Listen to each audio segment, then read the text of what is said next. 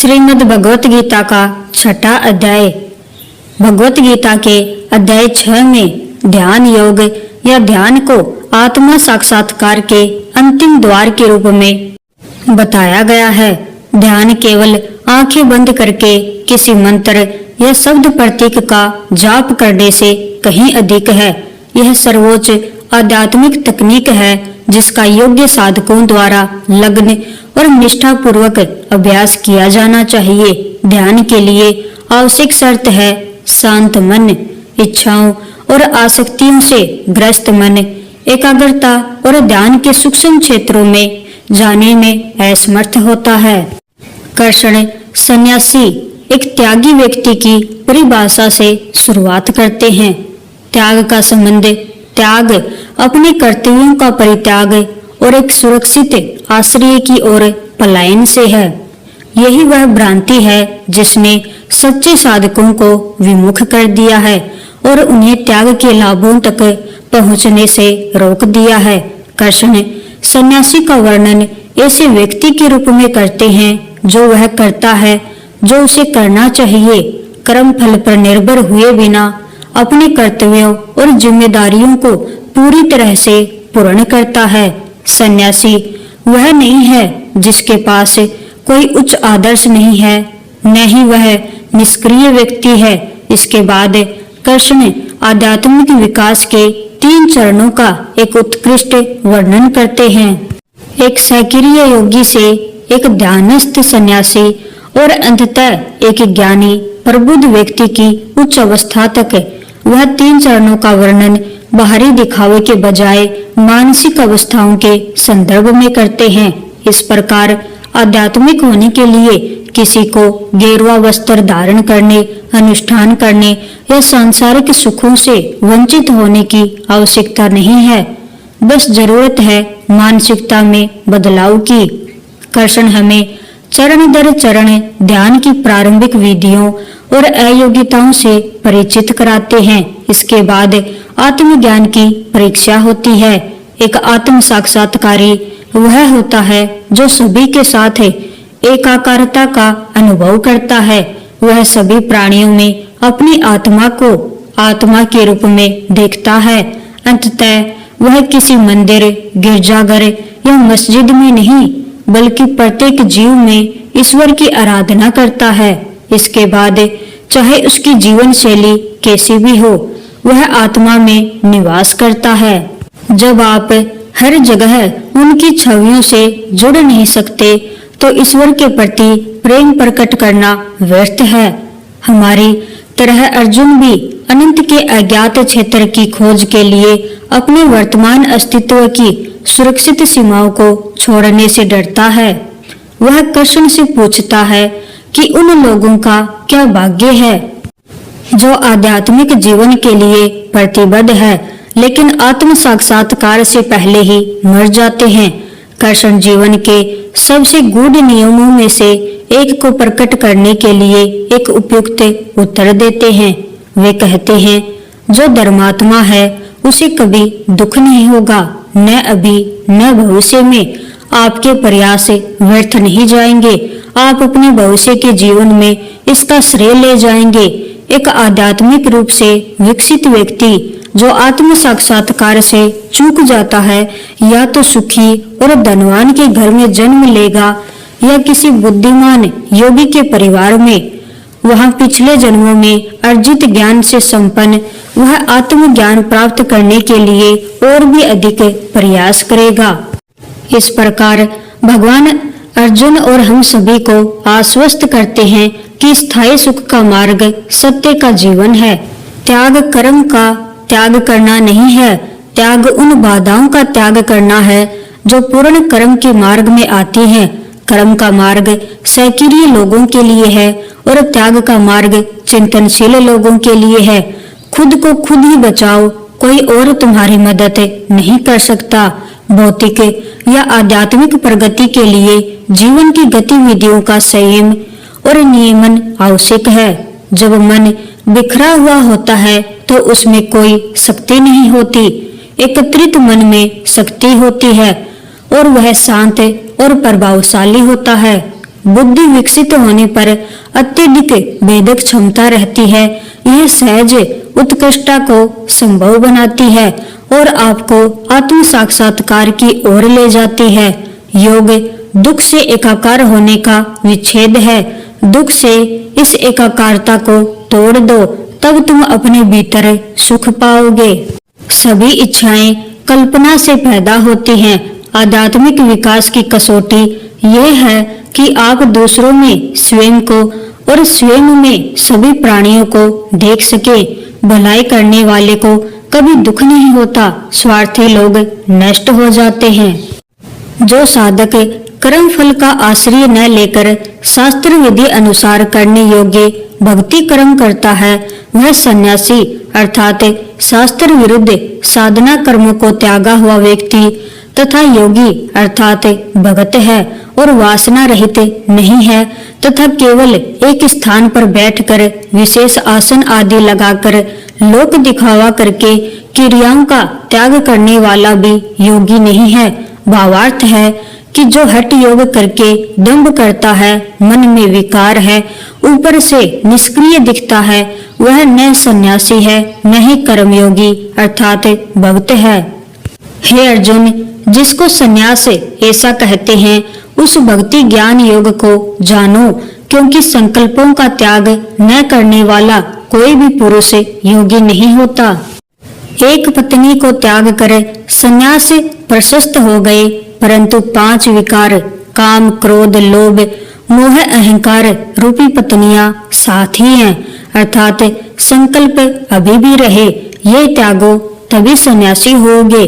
जैसे सुखदेव जी सन्यासी बनकर बहुत फिरे, परंतु मान बढ़ाई नहीं त्यागी, जिसके कारण वो विफल हो गए। योग अर्थात भक्ति में आरूढ़ होने की इच्छा वाले मननशील साधक के लिए शास्त्र अनुकूल भक्ति कर्म करना ही हेतु अर्थात भक्ति का उद्देश्य कहा जाता है। उस भक्ति में संलग्न साधक का जो सर्व संकल्पों का अभाव है, वही वास्तव में भक्ति करने का कारण है। जिस समय में न तो इंद्रियों के भोग में और न कर्मों में आसक्त होता है, उस स्थिति में सर्व संकल्पों का त्यागी पुरुष वास्तव में भक्ति में दृढ़ निश्चय से संलग्न कहा जाता है। पूर्ण परमात्मा जो आत्मा के साथ अभेद रूप में रहता है, उसके तत्व ज्ञान को ध्यान में रखते हुए शास्त्र अनुकूल साधना से अपने द्वारा अपनी आत्मा का उद्धार करे और अपने को बर्बाद न करे, क्योंकि शास्त्र अनुकूल साधक को पूर्ण परमात्मा विशेष लाभ प्रदान करता है। वही प्रभु आत्मा के साथ अभेद रूप में रहता है, इसलिए वह आत्म रूप परमात्मा वास्तव में आपका मित्र है। और शास्त्र विधि को त्याग कर मनमाना आचरण करने से जीवात्मा वास्तव में स्वयं का शत्रु है। जो जीव शास्त्र अनुकूल साधना करता है, उसका पूर्ण परमात्मा ही साथी है, जिस कारण से वास्तव में शास्त्र अनुकूल साधक की आत्मा के साथ पूर्ण परमात्मा की शक्ति विशेष कार्य करती है। जैसे बिजली का कनेक्शन लेने पर मानव शक्ति से न होने वाले कार्य भी आसानी से हो जाते हैं, ऐसे पूर्ण परमात्मा से जीवात्मा की विजय होती है, अर्थात सर्व कार्य सिद्ध तथा सर्व सुख प्राप्त होता है तथा परम गति को अर्थात पूर्ण मोक्ष प्राप्त करता है तथा मन व इंद्रियों पर भी वही विजय प्राप्त करता है। परंतु इसके विपरीत जो शास्त्र अनुकूल साधना नहीं करते, उनकी आत्मा को पूर्ण प्रभु का विशेष सहयोग प्राप्त नहीं होता, वह केवल कर्म संस्कार ही प्राप्त करता है। इसलिए पूर्ण प्रभु के सहयोग रहित जीवात्मा स्वयं दुश्मन जैसा व्यवहार करता है। वास्तव में वह साधक अपना ही शत्रु तुल्य है, अर्थात शास्त्र विधि को त्याग कर मनमाना आचरण अर्थात मनमुखी पूजाएं करने वाले को न तो सुख प्राप्त होता है, न ही कार्य सिद्ध होता है, न परम गति प्राप्त होती है। जिसका अंतःकरण ज्ञान विज्ञान अर्थात तत्व ज्ञान से तृप्त है, जिसकी जीवात्मा की स्थिति विकार रहित है, प्रभु के सहयोग से जिसकी इंद्रियां भली भांति जीती हुई हैं और जिसके लिए मिट्टी पत्थर और स्वर्ण समान है, वह शास्त्र अनुकूल साधक युक्त अर्थात भगवत प्राप्त है। यह अंतिम ठीक सही भक्ति करने वाला कहा जाता है। सुहृदय, मित्र, वैरी, उदासीन, मध्यस्थ, द्वेषी और बंधु गणों में, धर्मात्माओं में और पापियों में भी समान भाव रखने वाला अत्यंत श्रेष्ठ है। मन और इंद्रियों सहित शरीर को वश में रखने वाला आशा रहित और संग्रह रहित साधक अकेला ही एकांत स्थान में रहता है तथा स्थित होकर आत्मा को निरंतर परमात्मा में लगाता है। शुद्ध स्थान में जिसके ऊपर क्रमशः कुशा, मृगछाला और वस्त्र बिछे हैं, जो न तो बहुत ऊंचा है और न बहुत नीचा, ऐसे अपने आसन को स्थिर स्थापन करके उस आसन पर बैठकर चित्त और इंद्रियों की क्रियाओं को वश में रखते हुए मन को एकाग्र करके अंतःकरण की शुद्धि के लिए साधना का अभ्यास करें। काया, सिर और गर्दन को समान एवं स्थिर धारण करके और स्थिर होकर अपनी नासिका के अग्रभाग पर दृष्टि जमा कर अन्य दिशाओं को न देखता हुआ ब्रह्मचारी के व्रत में स्थित, भय रहित तथा भली भांति शांत अंतःकरण वाला मन को रोक कर लीन चित्त वाला मतावलंबी मत अनुसार अर्थात जो काल विचार दे रहा है, ऐसे करता हुआ साधना में संलग्न स्थित होवें।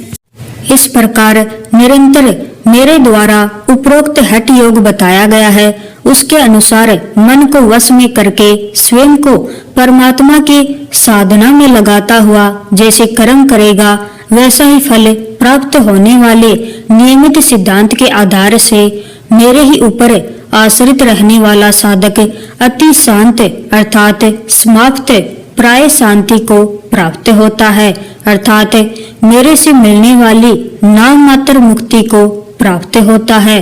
अपनी मुक्ति को गीता के अध्याय 7 में श्लोक 18 से 19 में स्वयं ही अति श्रेष्ठ कहा है। गीता अध्याय 6 श्लोक 23 में अनिवृणम का अर्थात न उत्काएं अर्थात मुरझाए हुए किया है, इसलिए निर्वाणम का अर्थ मुरझाई हुई अर्थात मरी हुई नाम मात्र की शांति हुई। श्लोक 10 से 15 में वर्णित विधि वाली एकांत में बैठकर विशेष आसन आदि लगाकर साधना करना तो मेरे तक का लाभ प्राप्ति मात्र है, यह वास्तव में श्रेष्ठ नहीं है। गीता अध्याय 7 श्लोक 18 में अपने द्वारा दिए जाने वाले लाभ को अश्रेष्ठ बताया है, इसलिए हे अर्जुन, इसके विपरीत उस पूर्ण परमात्मा को प्राप्त करने वाली भक्ति न तो एकांत स्थान पर विशेष आसन या मुद्रा में बैठने से तथा न ही अत्यधिक खाने वाले की और न बिल्कुल न खाने वाले अर्थात व्रत रखने वाले की तथा न ही बहुत शयन करने वाले की तथा न ही हट करके अधिक जागने वाले की सिद्ध होती है, अर्थात उपरोक्त श्लोक 10 से 15 में वर्णित विधि व्यर्थ है।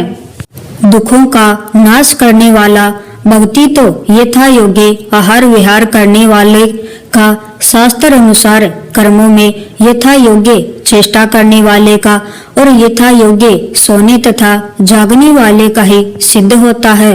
एक पूर्ण परमात्मा की शास्त्र अनुकूल भक्ति में अत्यंत नियमित किया हुआ चित्त जिस स्थिति में परमात्मा में ही भली भांति स्थित हो जाता है, उस काल में संपूर्ण मनोकामनाओं से मुक्त भक्ति युक्त अर्थात भक्ति में संलग्न है, ऐसा कहा जाता है। जिस प्रकार वायु रहित स्थान में स्थित दीपक चलायमान नहीं होता, वैसे ही उपमा शास्त्र अनुकूल साधक आत्मा के साथ अभेद रूप में रहने वाले परमात्मा अर्थात पूर्ण ब्रह्मा की साधना में लगे हुए प्रयत्नशील साधक के चित्त की सुमन स्थिति कही गई है। चित्त निरोध योग के अभ्यास से जिस अवस्था में ऊपर बताए मत विचारों पर आधारित होकर उपराम हो जाता है और जिस अवस्था में शास्त्र अनुकूल साधक जीवात्मा द्वारा आत्मा के साथ रहने वाले पूर्ण परमात्मा को सर्वत्र देखकर ही वास्तव में आत्मा से अभेद पूर्ण परमात्मा में संतुष्ट रहता है, अर्थात वह डगमग नहीं रहता। इंद्रियों से अतीत केवल शुद्ध हुई सूक्ष्म बुद्धि द्वारा ग्रहण करने योग्य जो अनंत आनंद है, कभी न समाप्त होने वाला सुख अर्थात पूर्ण परमात्मा की प्राप्ति, पूर्ण मुक्ति के लिए प्रयत्न करता हुआ उसको जिस अवस्था में अनुभव करता है और वास्तव में इस प्रकार स्थिति यह योगी तत्वज्ञानी विचलित नहीं होता। केवल एक पूर्ण परमात्मा की शास्त्र अनुकूल साधना से एक ही प्रभु पर मन को रोकने वाले साधक जिस लाभ को प्राप्त होकर उससे अधिक दूसरा कुछ भी लाभ नहीं मानता और जिस कारण से सत्य भक्ति पर अधिक साधक बड़े भारी दुख से भी चलायमान नहीं होते। अज्ञान अंधकार से अज्ञात पूर्ण परमात्मा के वास्तविक भक्ति ज्ञान को जानना चाहिए, जो पाप कर्मों के संयोग से उत्पन्न दुख का अंत अर्थात छुटकारा करता है। वह भक्ति न उकताए अर्थात न मुरझाए हुए चित्त से निश्चय पूर्वक करना कर्तव्य है, अर्थात करनी चाहिए। संकल्प से उत्पन्न होने वाली संपूर्ण कामनाओं को वास्तव में जड़ामूल से अर्थात समूल त्याग करे और मन के द्वारा इंद्रियों को सभी ओर से भली भांति रोक करे। धीरे धीरे अभ्यास करता हुआ उपरोक्त दिए गए मत अर्थात ज्ञान विचार द्वारा धैर्य युक्त बुद्धि के द्वारा मन को पूर्ण परमात्मा में टिकाकर अर्थात स्थिर करके कुछ भी चिंतन न करे। यह स्थिर न रहने वाला और चंचल मन जहाँ जहाँ विचरता है उसको वहां से हटाकर शास्त्र अनुकूल साधक पूर्ण परमात्मा की कृपा पात्र आत्मा अपने पूर्ण प्रभु के सहयोग से ही मन को वश में करे। शास्त्र विधि त्याग करे साधना करना पाप है, इसलिए इस पाप को निश्चय त्याग करे। जिस शास्त्र अनुकूल साधक का मन भली प्रकार एक पूर्ण परमात्मा में शांत है, जो पाप से रहित है, जो भौतिक सुख नहीं चाहता, परमात्मा के हंस विधिवत साधक को उत्तम आनंद प्राप्त होता है, अर्थात पूर्ण मुक्ति प्राप्त होती है। पाप रहित साधक इस प्रकार निरंतर साधना करता हुआ अपने समर्पण भाव से सुख पूर्वक पूर्ण परमात्मा के मिलन रूप कभी समाप्त न होने वाले आनंद का अनुभव करता है, अर्थात पूर्ण मुक्त हो जाता है। भक्ति युक्त आत्मा वाला सब में समभाव से देखने वाला पूर्ण परमात्मा जो आत्मा के साथ अभेद रूप में है, उसको संपूर्ण प्राणियों में स्थित और संपूर्ण प्राणियों को अपने समान अर्थात जैसा दुख व सुख अपने होता है, इस दृष्टिकोण से देखता है। जो सब जगह मुझे देखता है और सबको मुझ में देखता है, उसके लिए मैं अदृश्य नहीं होता और वह मेरे लिए मुझसे अदृश्य नहीं होता, अर्थात वह तो मेरे ही जाल में मेरी दृष्टि है, उसको पूर्ण ज्ञान नहीं है। जो एक ही भाव में स्थित होकर संपूर्ण भूतों में स्थित मुझे बजता है, वह योगी सब प्रकार से इस समय भी मुझ में ही बरतता है। हे अर्जुन, जो योगी शास्त्र अनुकूल साधना से आत्मा पूर्ण परमात्मा की कृपा पात्र हो जाती है, उस पर प्रभु की विशेष कृपा होने से वह स्वयं भी परमात्मा की उपमा जैसा हो जाता है। इसलिए आत्मा के साथ अभेद रूप में रहने वाले परमात्मा को सब जगह तथा सब प्राणियों में सम देखता है और सुख अथवा दुख को भी सब में सम देखता है। वह शास्त्र अनुकूल आचरण करने वाला योगी श्रेष्ठ है। हे मधुसूदन, जो यह योग आपने समभाव से कहा है, मन के चंचल होने से मैं इसकी नित्य स्थिति को नहीं देखता हूँ, क्योंकि हे श्री कृष्ण, यह मन बड़ा चंचल परमथन स्वभाव वाला बड़ा दृढ़ और बलवान है।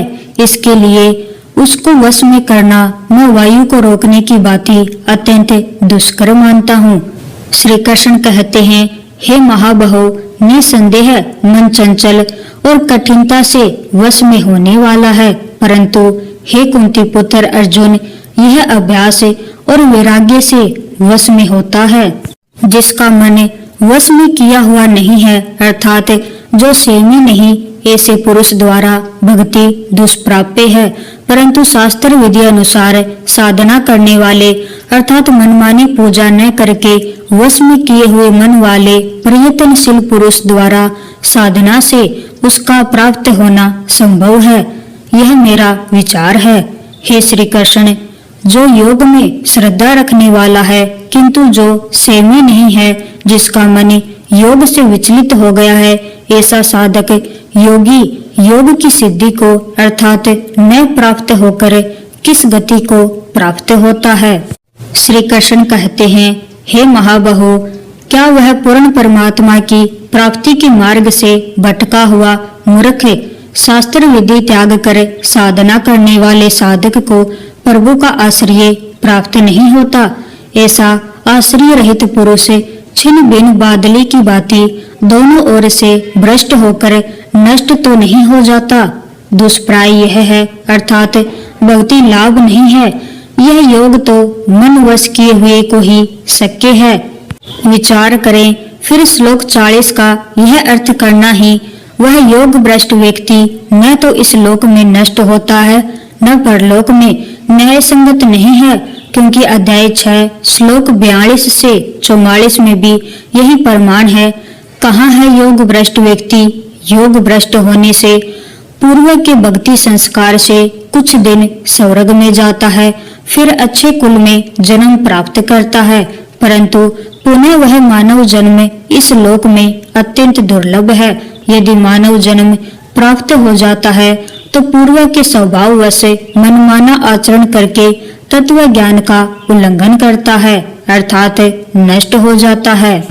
अर्जुन कहता है, हे श्री कृष्ण, मेरे इस संशय को संपूर्ण रूप से छेदन करने के लिए आप ही योग्य हैं, क्योंकि आपके सिवा दूसरा इस संशय का छेदन करने वाला मिलना संभव नहीं है। हे पार्थ, वास्तव में पथभ्रष्ट साधक न तो यहाँ का रहता है न वहाँ का रहता है, उसका विनाश ही जाना जाता है। निसंदेह कोई भी व्यक्ति जो अंतिम श्वास तक मर्यादा से आत्म कल्याण के लिए कर्म करने वाला नहीं है, अर्थात जो योग भ्रष्ट हो जाता है, हे प्रिय, वह तो दुर्गति को चला जाता है, अर्थात प्राप्त होता है। इसी का प्रमाण गीता के अध्याय 4 श्लोक 40 में भी है। योग भ्रष्ट पुरुष 84 लाख योनियों के कष्ट के बाद पुण्य कर्मों के आधार पर पुण्यवानों के लोकों को अर्थात स्वर्ग आदि लोकों को प्राप्त होकर उनमें वेदवाणी के आधार से नियत समय तक निवास करके फिर शुद्ध आचरण वाले अच्छे विचारों वाले अर्थात श्रेष्ठ व्यक्तियों के घर में जन्म लेता है। नीचे वाले श्लोक 43 में कहा है कि ऐसा जन्म दुर्लभ है, अर्थात ज्ञानवान योगियों के कुल में जन्म लेता है। वास्तव में इस प्रकार का जो यह जन्म है सो संसार में निसंदेह अत्यंत दुर्लभ है। यदि वहाँ वह पहले शरीर में संग्रह किए हुए बुद्धि के संयोग को अनायास ही प्राप्त हो जाता है और हे अर्जुन, उसके पश्चात फिर परमात्मा की प्राप्ति रूप सिद्धि के लिए प्रयत्न करता है। वह पथभ्रष्ट साधक स्वभाव से विवश हुआ भी उस पहले के अभ्यास से ही वास्तव में आकर्षित किया जाता है, क्योंकि परमात्मा की भक्ति का जिज्ञासु भी परमात्मा की भक्ति विधि जो सद ग्रंथों में वर्णित है उस विधि अनुसार साधना न करके पूर्व के स्वभाव से विचलित होकर उस वास्तविक नाम का जाप न करके प्रभु की वाणी रूपी आदेश का उल्लंघन कर जाता है, क्योंकि पूर्व स्वभाव से फिर विचलित हो जाता है। इसलिए गीता अध्याय 7 श्लोक 16 से 17 में जिज्ञासु को अच्छा नहीं कहा है, केवल ज्ञानी भक्त जो एक परमात्मा की भक्ति करता है वह श्रेष्ठ कहा है। गीता अध्याय 18 श्लोक 58 में भी इसका प्रमाण है। इसके विपरीत शास्त्र अनुकूल साधक जिसे पूर्ण प्रभु का आश्रय प्राप्त है, वह सेमी अर्थात मन वश किया हुआ प्रयत्नशील सत्य भक्ति के प्रयत्न से अनेक जन्मों की भक्ति की कमाई से भक्त पाप रहित होकर तत्काल उसी जन्म में श्रेष्ठ मुक्ति को प्राप्त हो जाता है। सर्व योगियों में भी जो श्रद्धावान साधक मेरे द्वारा दिए भक्ति मत अनुसार अंतरात्मा से मुझको भजता है, वह योगी मेरे मत अनुसार यथार्थ विधि से भक्ति में लीन है। तो ये था श्रीमद् भगवत गीता का 6वां अध्याय।